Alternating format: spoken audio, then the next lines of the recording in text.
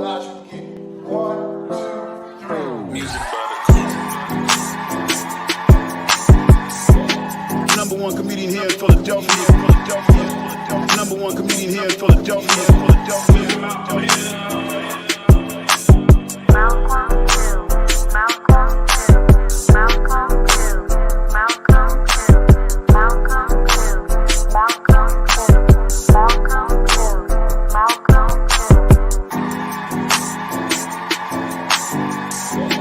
Number one comedian here in Philadelphia. Number one comedian here in Philadelphia.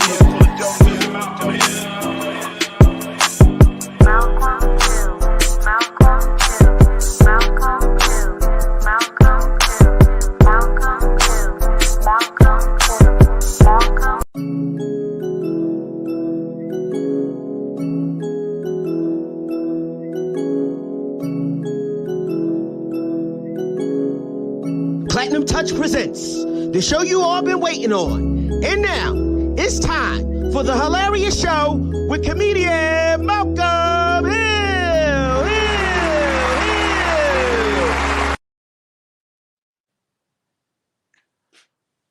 What up, everybody? It's your boy, comedian Malcolm Hill, man.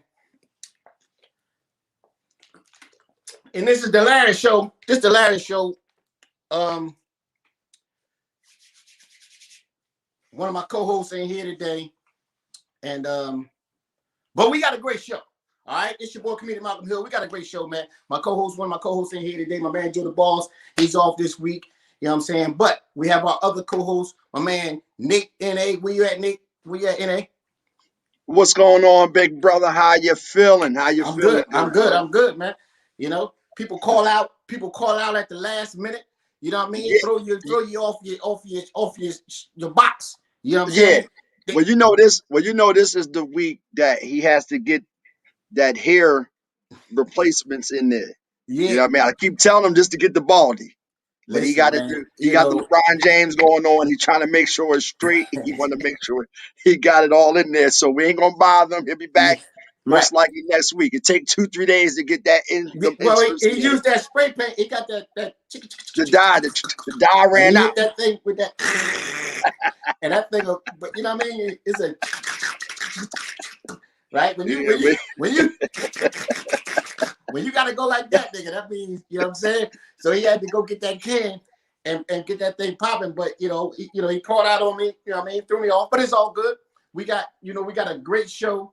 We got a great show today. We got another one of the funniest. We have a lot of funny people, man, in the industry, and a lot of funny people that I work with. And we got my man Topp Fliight on here, man. I watched this brother grow from day one, right? From day one to him going all over the country doing his thing. I'm very proud of him, man. Very, very funny, you know what I mean, young brother. We have him on here, right?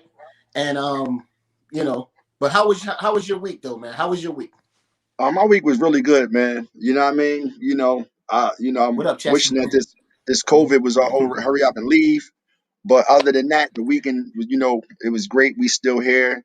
You know what I mean? Through all the stuff that's going on, and you know how we around. So, just to have your health through all this, I'm not gonna complain about none of these weekends. Yeah, you know what I mean?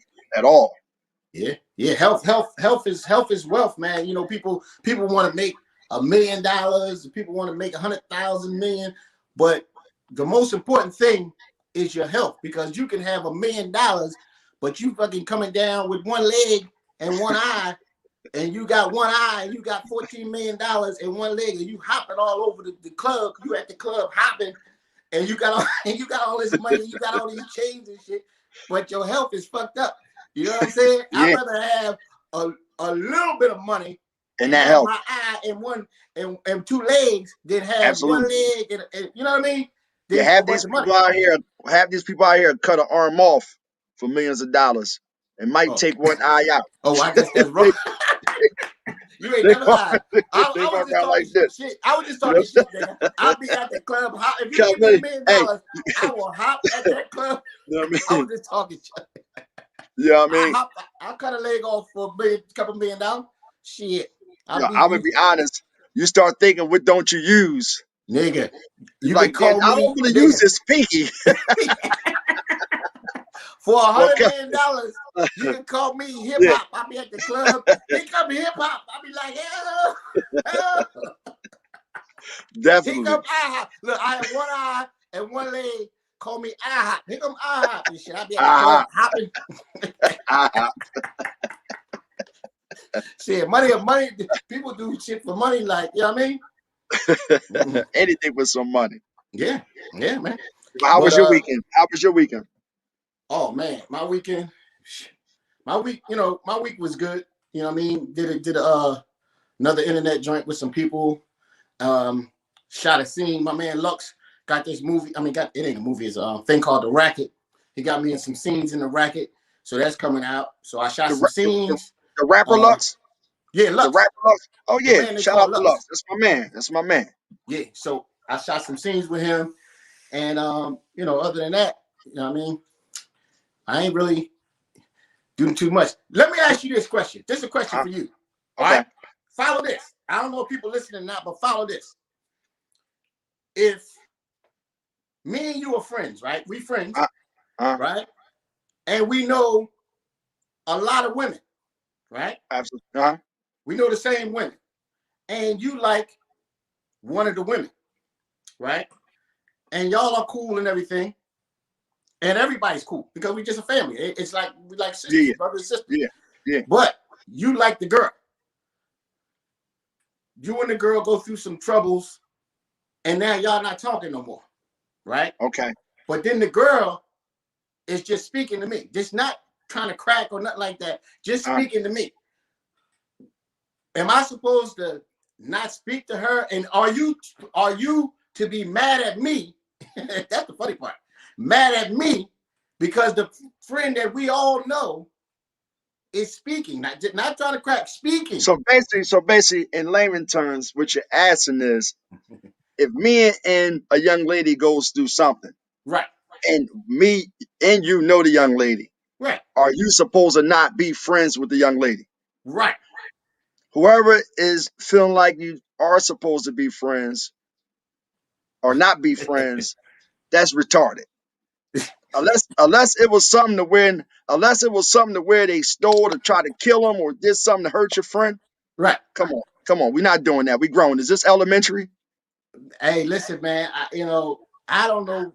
Some of it is elementary, but it's like, and the person. Are you just making this up, or is this a real scenario? This is just a question. I'm just making this up. Oh yeah. Okay. No. I'm not. The person is really more mad at me than even mad at the person that they like that ain't doing nothing but speaking. I know this scenario has probably. Well, a lot of times people have insecurities, and you just got to pray for them. You know what I mean? Like, I don't know who we're speaking about, what's going on, but at the end of the day, right, that's petty. I done been in things with my homies and with another homie. Like, say it's me, you, and one of our homies. Right. If I'm not speaking to him, I don't expect for you not to speak to him. If we all was friends at one point in time. Right. If anything, I respect the person that's going to like try to make it to where we are cordial versus being in the like a little. That's just right. That's just not right. People crazy. Yeah, people crazy. Yeah, people crazy. Yeah, people crazy. It's like, that's a crazy scenario. But I was just wondering, why would the person be mad, say at me, because the other person just speaking? It's just something I just had to put out there. That ain't for this show, but I just wanted to put that out there. Okay, that ain't for the hilarious show because that's not funny. Sound like you don't want one of your friends is going through an argument. Hey man, I ain't doing nothing. I'm just in the, you know what I mean? Now tell me this. Huh? That's a good question. Yeah. Who was friends first? Was you and the girl's friends first, or you and the person? Me and the person was friends first. No, but who was friends first with the young lady? Oh damn. Oh, we met the young lady. Not at the same time. See, that's important. We was in the same place. We was in the same building. Oh no, you all good then. Yeah. Yeah, Damn, you all good. That's a good Yeah, question. Mel got some good things that Mel's saying on here. Shout out to Mel. Shout out to What Mel Chastity. said? Am I wrong, Mel? Mel, talk to the people. Mel basically said only if you didn't bring her to the group. Who were friends first? That's what Mel said. Who was friends first? Okay. Was she my friend or both friends? Yeah. Okay. But you know what I mean? But it sounded to me like it was a entanglement somewhere. Entanglement. Ain't no entanglement. No, ain't no entanglement. I'm not doing a goddamn thing. Okay. No, I'm not saying. No, I'm not saying. I'm not saying with you. Yeah. But if somebody's angry about something about that, I just don't. What do you mean you agree with Nick? Who that Chastity said she agreed with Nick? Yeah, How do you agree with Nick? Men still get mad over stuff like that. I don't have no friends like that. I'll be honest with you. People get mad over some of the smallest stuff, man. People get mad with you over the smallest stuff, but it's all good. We gotta keep this thing moving, man. Absolutely. We gotta bring my man Topp Fliight on. I don't want him to have him hanging. Oh yeah. Let's bring Topp in. Do we got that video that you was telling me about? Well, let's bring Topp up first, and then we can go into that. Or you want to go into the video first? Would you like to do that? Whatever you like to do. All right, Ron G, bring that video up. But tell the people what the video is about. They're gonna see it. Right. What were they thinking? A 22-year-old college kid hired to run a mass vaccination site with zero experience and no medical qualifications. Now the young man, Drexel University graduate student Andre Dorshan, admits he took home some of that vaccine and gave the shots to 4 buddies. People who came here for vaccinations at the Philadelphia Convention Center describe a chaotic and disturbing scene, with apparently healthy people in their 30s getting vaccinated and elderly people being turned away in tears after waiting for hours. I don't understand who gave a 22-year-old keys to the convention center and thousands of doses of vaccines and just said, here. 32-year-old Jillian Horn said she was able to make an appointment online even though she's not in an eligible group. The elderly people, they were like, I need to get vaccinated. I'm 85. Like, what do you mean I can't get vaccinated? I'm 85. It was a disaster. I'll never get the image out of my head. 29-year-old nurse Katrina Lipinski volunteered at the site. She claims she saw Dorshan taking vaccine home in a bag. She posted, "I feel terrible for the role I played in contributing to this operation." I spoke with Dorshan about the allegations today. You're a bunch of college students, and I have to ask you, what made you think that you could carry this out? Excuse me, we did carry this out. That's the bottom line. We did something that the health department and the city couldn't do, that no other group could do. So I'm sorry, sir, but we did the job. Is it true you took vaccine home and administered it to your friends? We had 4 vaccines that were left over. I took it upon myself, especially in this pandemic where every vaccine matters, every single one, to put that vaccine into an arm as per the guidance. I did vaccinate 4 of my friends.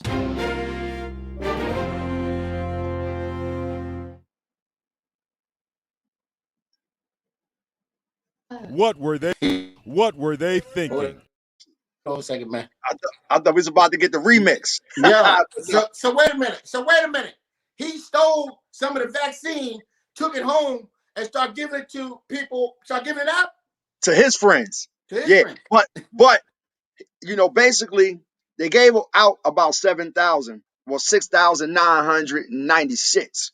So he claims he took 4 home because of basically it's a longer video that's 5 minutes long, but he's basically saying that he took the 4 because it would just go to waste. It was done. Everything was done for the day. What up, Mark? So basically he went to Drexel. He's a CEO. I don't see nothing wrong with the man selling. Giving out the vaccine. There's people selling sea moss and all kinds of shit, right? And motherfuckers is buying all kinds of sea moss. Sea moss to me ain't nothing but a piece of tree inside a bottle of spring water, and everybody saying take this and that sea moss. I don't see nothing wrong with him taking that. Huh? I hear what you're saying, and that's cool. But don't talk about the sea moss. It works. No, man, that sea moss ain't shit. That sea moss works, Malcolm. 9 months of this COVID, and knock on wood. Nah. All around, all the people we around. Every year is something else. Sea moss work. Oh man, I ain't talking to you. Come on, let's bring on our guests. Anyway, we're gonna bring one of the funniest comedians in the city, representing Philadelphia, man. A very good friend of mine. Make some noise for the hilarious Mr. Topp Fliight.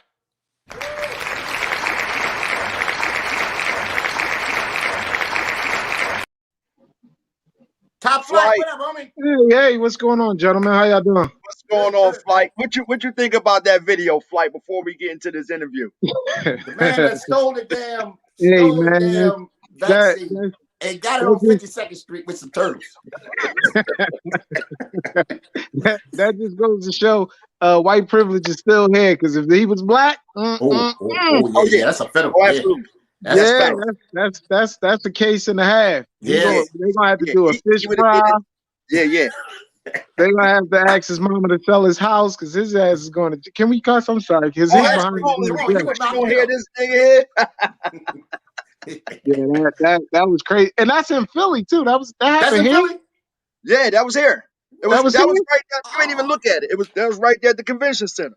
We bad, man. And mind you, like he graduated from from Drexel. He's a CEO, so he ain't no like. He basically, my thing is this. First of all, how can they complain about who he gave it to if they set him up in the convention center to give out anything? Period. Right. That wasn't for him to go steal. That wasn't. But they're not upset about that part. He basically said that all he's going to do is throw it away because after a certain amount of time, it's just like something that needs to be in the refrigerator. It's going to go bad. Right. So basically, so we can go to the supermarket and say, you know what, this steak is about to go bad. So I'm going to just take some of this shit home because in a couple of days this steak ain't going to be good. So y'all, no, we can't do that. We can't do that. But you do know if you got that nonprofit, that's what they're giving you. All the stuff that's going 9 times out of 10 about to go out of date, like almost about to be old. So that's what they're giving out. So you know what I mean? Excuse for that nigga to take that damn vaccine and then giving it to people. He looked out for his friends. Is like who gonna sit there and let this motherfucker put did that you shit see? in you? I'm about to say, did you see the line? Yeah, that line was crazy. But that's the thing. That was the line for him. No, that was so basically, Malcolm, what he did was he got 7,000. Yeah, they gave him 7,000. They gave him 7,000 vaccinations. So he's saying he only took 4 outside. They're not worrying about the 6,996 that he did in there. They're worrying about the ones that he took to his friends. Yeah. So he actually had permission, in so many words, to do that at the convention center.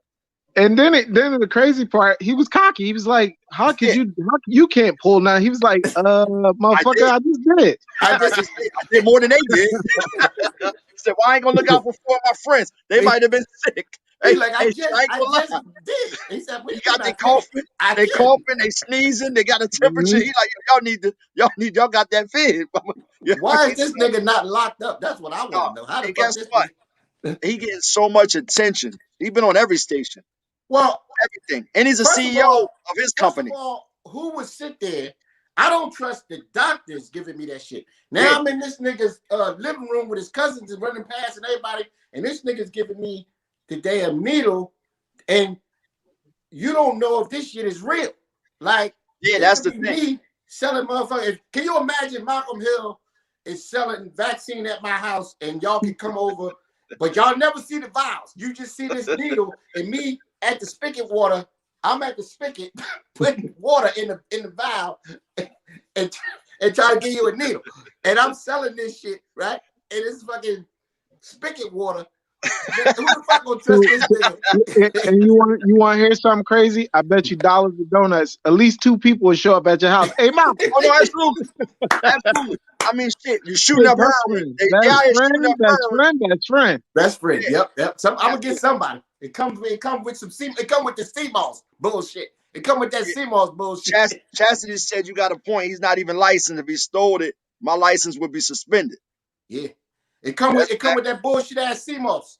But look, you believe in that CMOS shit, Topp Fliight? Nah. Did you ever take it? Every year, I keep telling Nick. Hold up, did you ever take it? Let me tell you this. No, let me tell you this. No, listen, Malcolm. Let me tell you this. Now, I ain't gonna get too personal, but Malcolm, you need to drink that damn CMOS.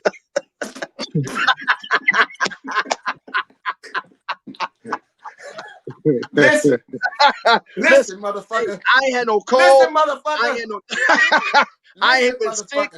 You know what I'm saying? Like at the end of the day, you know, like that shit, spit the water out. Every year they come out with something. 1 year is CMOS. Next year is Herbalife. Next year is Slim Fast. Next year is Slim Slow. It's cocoa shea butter.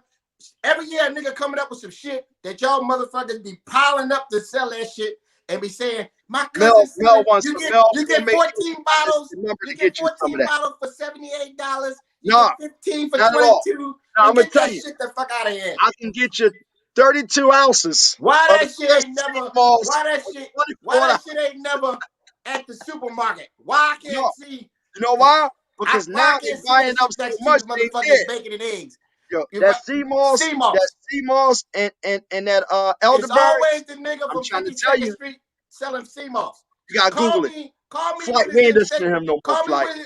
That's why you always got these elements can't walk down the street now. Stand up. Call me when that shit is in Fresh Grocer, okay? Don't call me when the nigga for 50 cents. Hey, look, the guy that's selling the needles got the goddamn CMOS. But anyway, this ain't about CMOS. This interview is about my man Topp Fliight, okay? Fuck the CMOS, fuck the Herbalife, all that bullshit in the Topp Fliight. Talk to the people. Tell them who you are and how long you've been doing stand-up comedy. I'm gonna get some information. I know what you've been doing. I seen you from day one.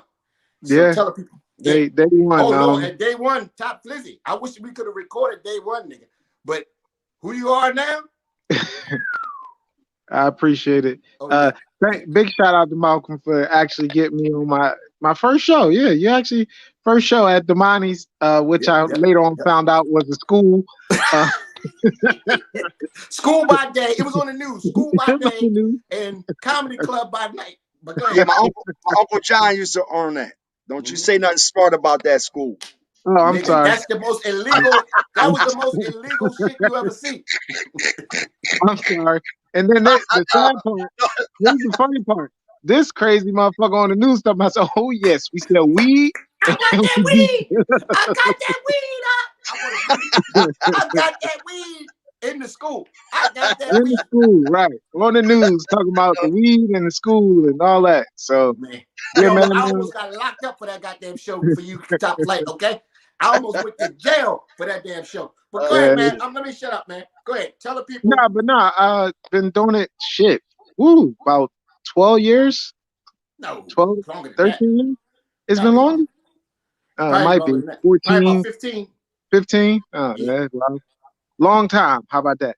It's a long time. No, man, just grinding, just out here trying to make my way through this entertainment business that we all embark in, and kind of everything is starting to gradually come back due to this COVID. So, just ready to get back on tour, man. That's the part I miss the most.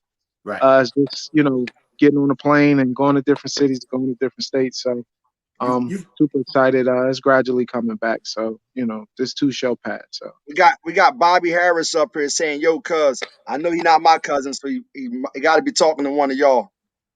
Yeah. I guess. Hey, Bobby, what's up? What up, cousin Bobby? What up, cousin Bobby? No, that's my cousin Bobby. Cousin Bobby. He's a karate expert. We gotta have him on there. But go ahead, Topp. No, just that's it, man. Just kicking and screaming. Just love this comedy game and just trying to. What made you wanna do stand-up comedy? I mean, you could have been. I would say you could have been a model, but I say no. You should have been doing stand-up. No, I say no. No, I say no. Okay, you could have been a singer. No. What made you? Another comedian who I met, who actually got introduced me to the game, and which I met another female, which was Nate the Landlord and Ms. Darkchild.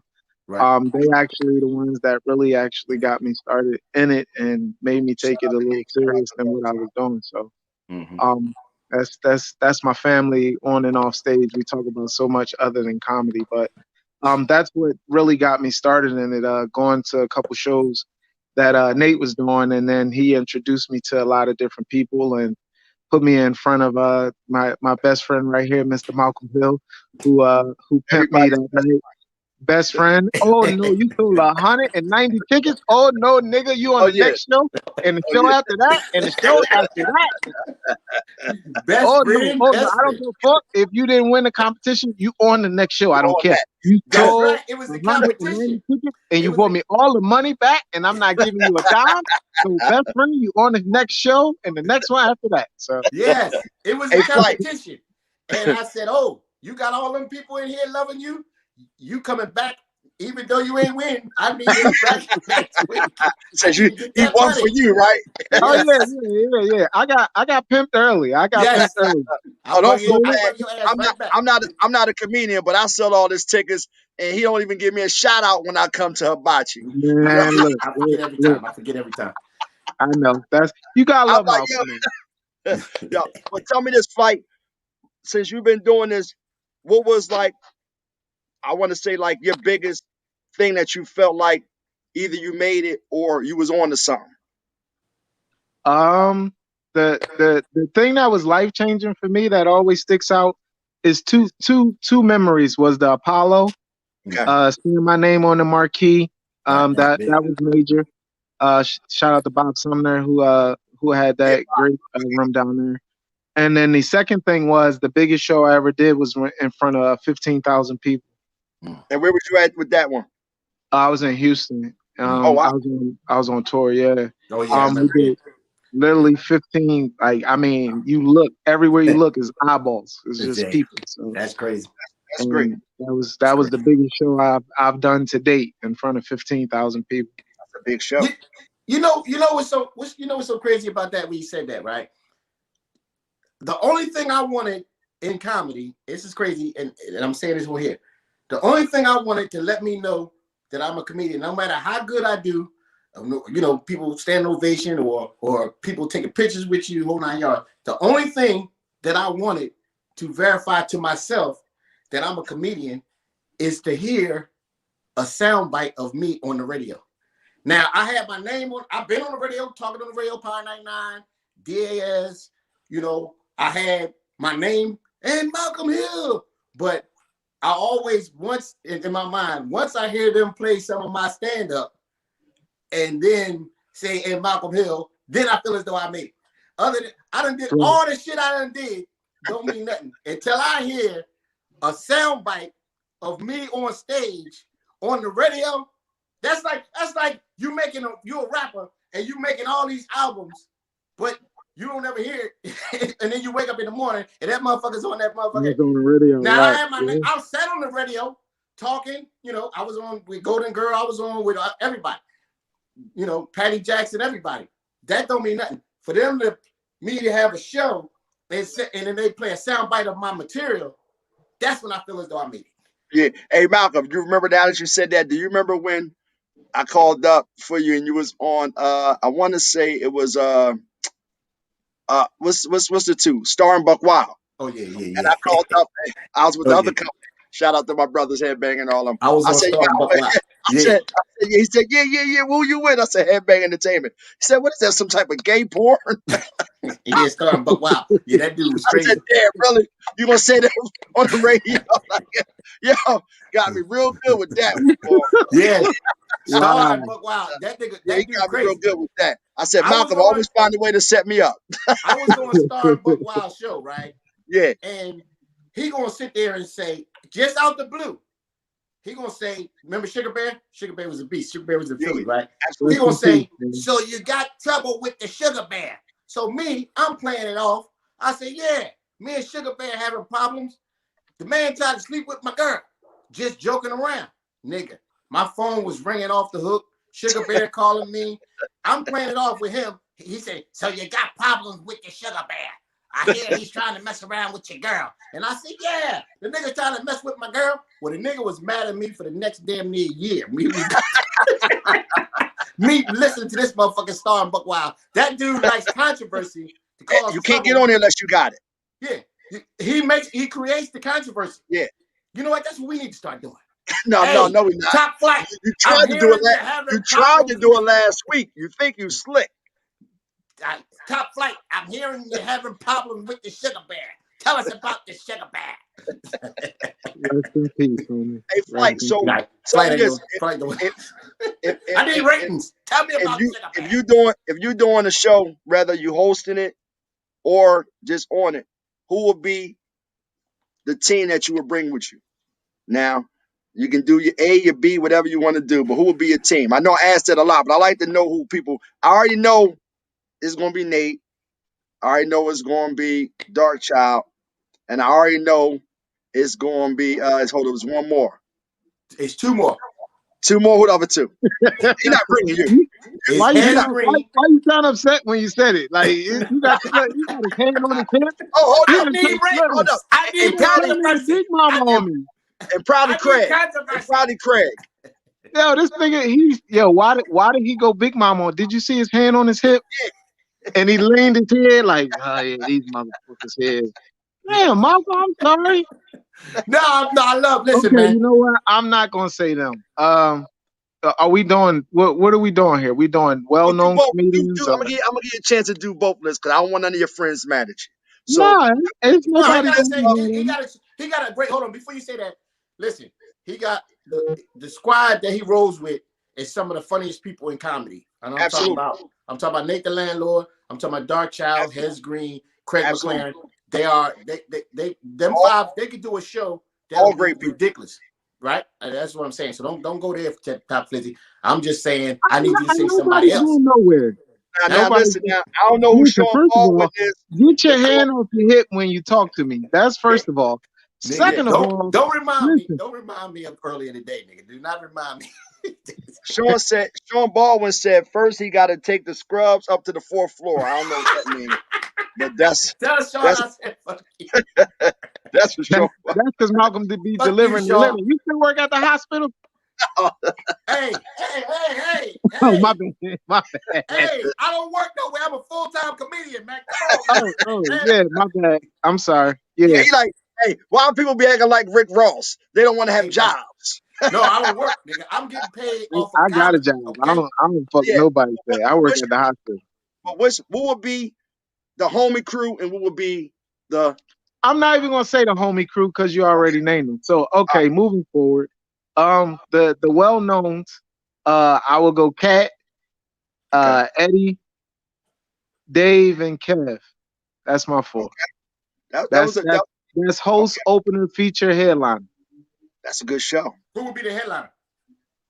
I will let Dave close. I will let Kev host.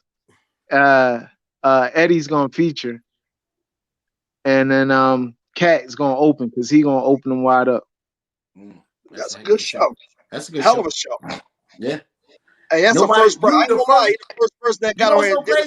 He's the first person that has ever said Kev in any. We done had 10, 27 comedians on here. Yeah, I feel like they one of them said Kev, which is amazing. You're the first person that ever said Kev. I swear, nobody's ever said Kev, and I'm like, well, he's the biggest thing right now. I don't see how they don't say Kev. Yeah. Now we need our ratings up. Who were the 4 that you would never get? It's like no. Top Flight. We need our ratings, baby.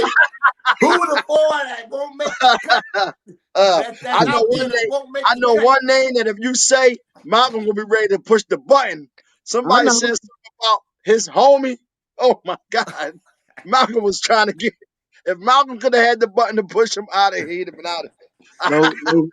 No comment. Listen, I'm coming in the 21 drama free. I don't want no trouble. Yeah. Top is one of them comedians that I don't want no trouble. But I didn't really want Top on here because I know Top goes around. All right. How about this? I'll give you a little one. Tell a nigga next time don't call out. Yes. I agree. That's all. Yeah. I don't want no trouble. Look at my idea. I agree. I was looking forward to doing the interview with both of y'all. No. Joe is my man. Oh, you talking about Joe? Oh, yes. I can't say nothing about Joe. He don't want to call out. I didn't say nothing about Joe. I didn't say no name. No. Joe will be back. You know what's funny though? I told Malcolm, I said, well, you want to do it next week? Oh yeah, look at Joe. Joe on here said you don't want no problem. There you go. I don't want no problems. Hey Joe, I was hoping you was gonna be on here, buddy. Yeah. You know why you call out of all the nights? You was on every show. I done watched every show on here. You got your own show. You be smoking cigars. You be drinking. I don't get none of the interview. I don't get called for nothing. It's okay. You right, Joe. I can't fight. I'm light skinned. I don't want no trouble. I don't want to argue. I'm coming to 21 with no trouble. He called out this week, and I called out last week when Dark was on there. I called out 1 week. I know. Ain't no more calling out. Oh no, listen. Let me explain something. On the budget that you got for us, I'm gonna call out. Listen, I want to be on the show. That's all.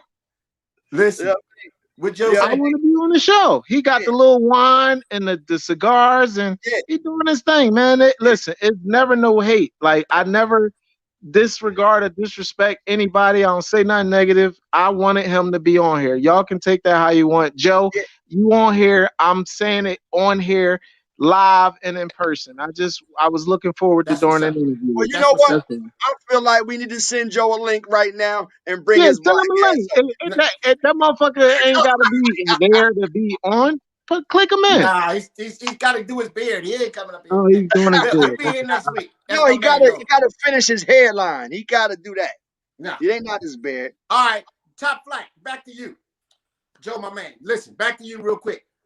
When is the worst show you ever had? Like because I had a bad one before. We all have a bad one. How was the worst show? Had a few bad ones. I'm about to say the last that shit was about 2 weeks ago. That Zoom. Damn. Oh my god. I hate to say the beginning, nigga. No. 2 weeks ago? 2 weeks ago on Zoom. I hate it. Oh, Zoom? No, that don't count. I'm never doing it. Well, it counts to me. It counts. Everything. Every time we get Zoom booked, shit don't count. Because that shit is talking to nobody. Like, nah, I'm talking about a show where people's in the audience and always in the beginning it was horrible. I did matter of fact, it was So Broke show, Butter show. Mm-hmm. I had props and was pulling all kinds pulling all kinds of shit out, and that shit was horrible. You was the first person that pulled out the props. You was the first person that had shit on your side of your pants. I had side on my pants, shit on the side of his pants. And I said, either he gonna stop doing comedy or he gonna get locked up. One of the two. Because this ain't comedy. And ever since then, the nigga started writing jokes. He said, fuck them props, because them props don't get it. But yeah. Joe said that Topp Fliight is on a lot of shows and it's all love. So it's always been love, Joe. Let me go back. Listen, Joe the Boss and anybody else, I have no ill will. There's no disrespect. I would never disrespect anybody. I applaud y'all. I am a fan of y'all. I'm sitting here. I'm one of your biggest fans. I watch your show. I see you doing I think it's smoke and drink or something you call it, or a cigar and drink, or where you sit down and you interview people. And I got respect for you, man. I watch what you do. Same thing with Malcolm. Like, I just watch all his shows. I got much respect for y'all. It ain't no ill will. It's no love. I'm coming in the 21 on just being different and want to be different. So man, I don't want to hear all this nice stuff, man. Okay, well, I'm sorry. You didn't interview me, motherfucker. You shouldn't have put me on here. Okay, you want to hear the negative? Shout out to Malcolm for finally getting a girlfriend, because only the background, that nigga picture background, that got women written all over it. That's honey, don't think it's nice. Yes, that's what I'm talking. You got a girlfriend. Then he had lotion on his breast. See that shit in the background? He had STD pills. I read it. I see.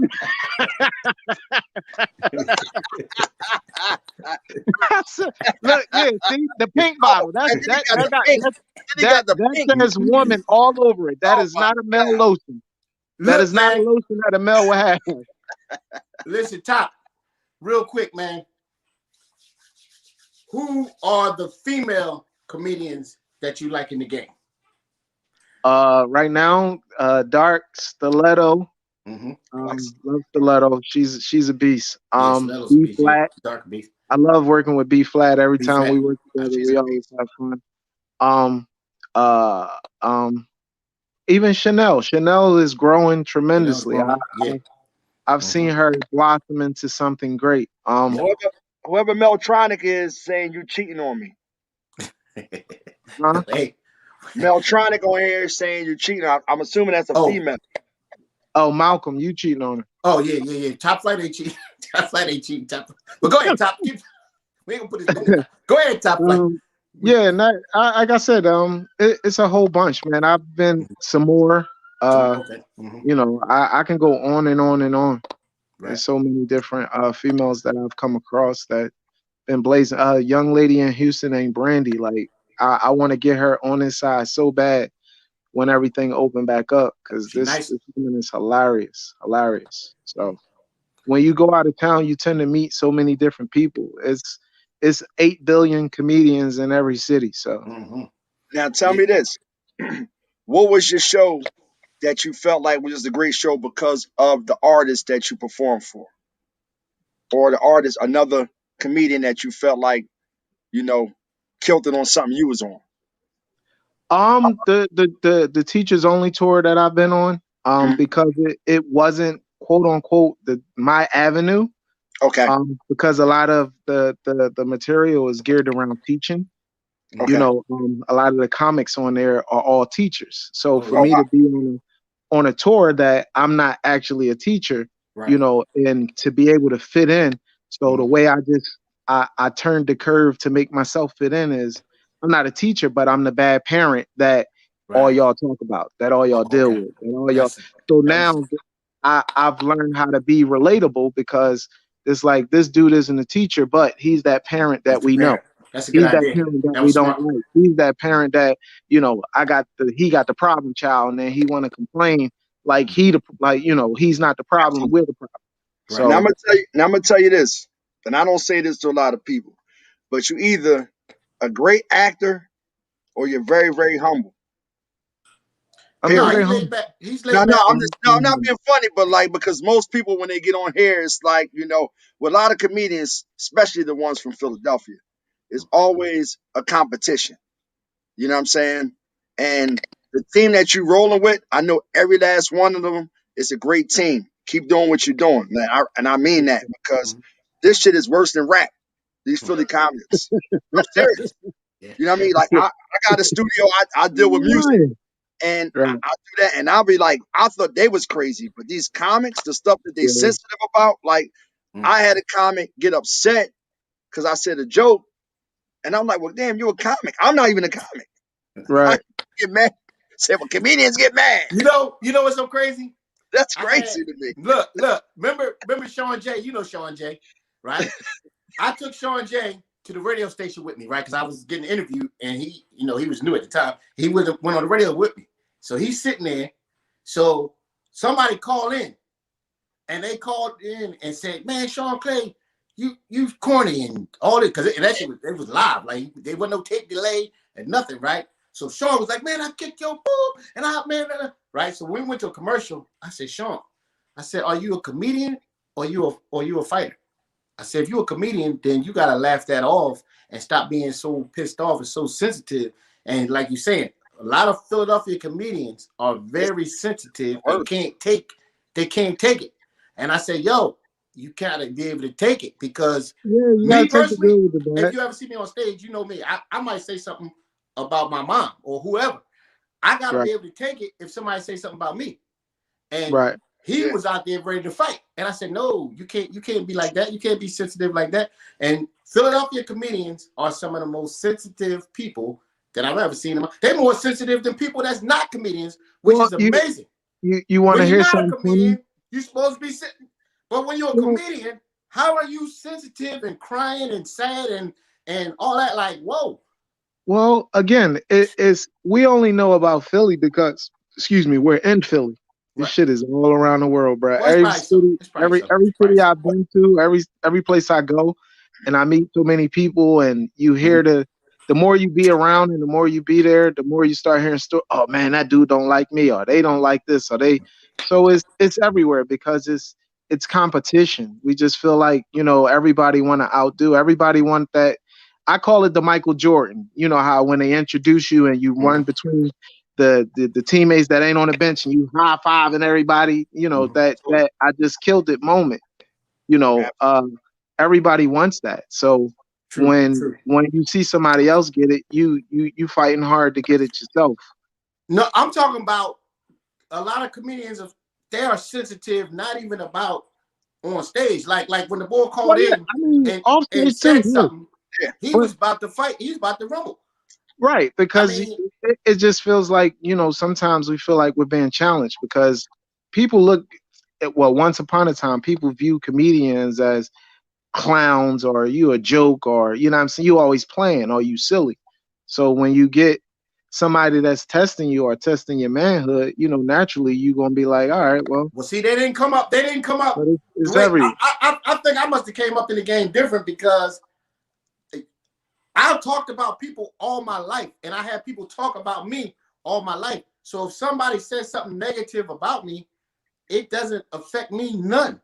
It doesn't affect me none because I'm going to give out a whole lot more than somebody saying this little bit of crap to me. Hey, look, I'm going to tell you something. Malcolm going to cuss me out later, but me and Malcolm, we'll have a debate, right? And I'll talk some shit to him, and he'll talk some shit. And Malcolm will say, my mama said I'm a star, so I'm a star. That's all that matters, baby. That's all that matters. That's like, yo, now mind you, Malcolm's mom and my mom grew up together. I knew Malcolm for over 40 years. You know what I'm saying? And once he say that, that's like one of them things that you say, now that's that argument over. Because I can't, what can I say about mom? I can't say nothing. You can't say that about mom. Seriously. I can't say that about mom. I think what it is to do stand-up comedy, you have to be a passionate type of person about passionate. The better you are, the more passionate type of person you are. But so a lot of times, a lot of dudes can't take it. They can't take it. You know what I mean? And you got to be able to take it. To me, I believe as though you got to be able to take it because we give it. What I've learned is sometimes it's best to ignore it. That's just me. I mean, to each his own. Everyone is different. So I'm not gonna sit here and act like I'm oblivious to what's being said or what was said or how it was said or who it said. Sometimes it's just about what you want to entertain and what you don't. It's like this. Somebody, if it's 100 people in the room, somebody in that room don't like you. I don't give a darn if the whole room no reason. Somebody don't like you for no reason, right? So you gotta be able to overtake that person because you can look at a person and they sit there the whole time like this, looking at you. And when I first started, you know what I'm talking about. That one person that's sitting there with their arms crossed, looking like, nigga, you need to be stopped this shit, right? And it would affect me at first. No chance, no. But now I realize everybody's not gonna like you, so you got to be able to take it. And you gotta. This is my main thing on this last thing on this subject. For me personally, as long as I'm having fun and I believe that I'm funny at that time, it doesn't matter that people talking about me, people saying you ain't funny, whatever. I'm having fun and I believe I'm funny, so I don't care about nobody. And that's why I'm not sensitive at all. No, you're a little sensitive. No, you're a little sensitive. You are a little sensitive, just not about that. Not about comic shit. Look, Kevin Hart did something one time, real quick before we go. Kevin Hart did something one time on stage, and I said, "Wow, that's crazy." A lot of comedians will be on stage, and somebody will heckle him, man, you corny as shit, nigga. Oh, that's bullshit, man, right? And a lot of comedians will be on stage, and they got to get the person back. Oh man, your mom is such and such. They got to get that person back, right? Because their pride of somebody saying something to them. So soon as one person say something, they're gonna say something back. We had open mic night. Hey, Malcolm. Huh? Uncle Dave said you are. I'm just saying. Hold on. Let me finish real quick. Before I get into Uncle Dave, they like his ass licked. But we get into that later. Okay? Uncle Dave likes his ass licked. The next week's topic is gonna be what man likes their ass licked. But we'll get into that next week. We need an hour for who want their ass licked. But we're not gonna get into that, Uncle Dave. But listen, Uncle Dave is crazy. But listen, Kev was on stage, right? We had open mic night at the Laugh House. and somebody was heckling him, right? Now, when you got the mic, only people can really hear you because you got the mic, so the whole room can hear you. But when the guy was heckling, nobody could really hear what the man was saying. Kev did something that I said I wouldn't have never did no shit like that, but it goes to show that the guy's a genius. The guy was heckling him, so Kev was like, hold on a second, what did you say? You said my feet is small? He said, yo, he said my feet is small. Everybody bust out laughing. Oh, you said I got high water pants on? He said, yo, the boy said I got high water pants. Everybody busted out laughing. He started busting on his pants. He started busting on his feet. And the motherfucker be using shit in his jokes because it's like he didn't give a fuck about what the guy was saying. He turned that nigga's jokes into his set and killed that shit. Right. That showed me right there that like you can't care about people not liking you. But now Uncle Dave. Oh, you gonna go in on Uncle Dave? Don't be careful. We need a whole nother week on that. Forget about that. This is Topp Fliight. This ain't about getting your ass eat as a man. We're gonna do that. We're gonna do that next week. Any men that like their ass licked, call in next week and we're gonna have you on the show. Uncle Dave gonna be on the show. Topp Fliight, tell the people where they can find you at and how they can reach you, man. I'm on Instagram, Comedian Topp Fliight, Facebook, Comedian Topp Fliight, Twitter, Comedian Topp Fliight. Listen, real easy. People, I'm gonna be real with you. If you ever get a chance to see a show, you got to see this man perform, man. He is definitely one of the best comedians in the city, representing Philadelphia, man. And he travels all over. And he's definitely one of the best, seriously, because he puts in the work, he puts in the motherfucking work, and he gets shit done. And I'm very proud of him, man. And keep doing your thing, man. And next week, if you want your ass licked, next week, call in Topp Fliight. Oh yeah. I'm a matter of fact. What's Uncle Dave Facebook? Uncle Dave. I'm gonna need to ask him a couple questions. You wait a minute, not you too. Oh hell no! Get out there. Topp Fliight, man. Get him out of here. What? Look, I'm about to say I ain't the only one. The dude that y'all producer that was on here earlier. He about to go in the back. He about to go over in the back. Yo. Don't do it. Don't do it. Hey, yo, I ain't gonna say nothing else. We're gonna leave that between me and you. Leave that alone. Yo. Shout out to Topp Fliight. Shout out to man, Topp, man. We'll see you again, man. Hey, man, anytime y'all need me, I'll let it come back. Thank you, all man. All right, brother. Peace. Ron G's. Oh, he probably put him in the background, baby. All Hey, yo.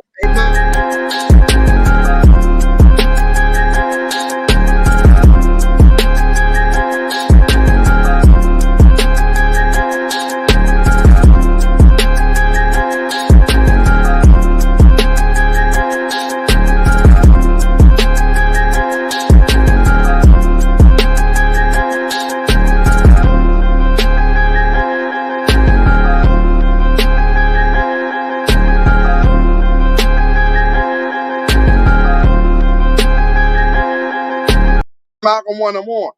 Yo, we back, yo. Oh man.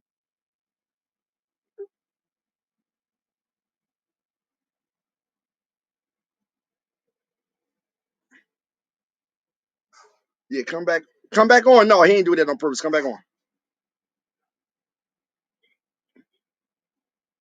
All right.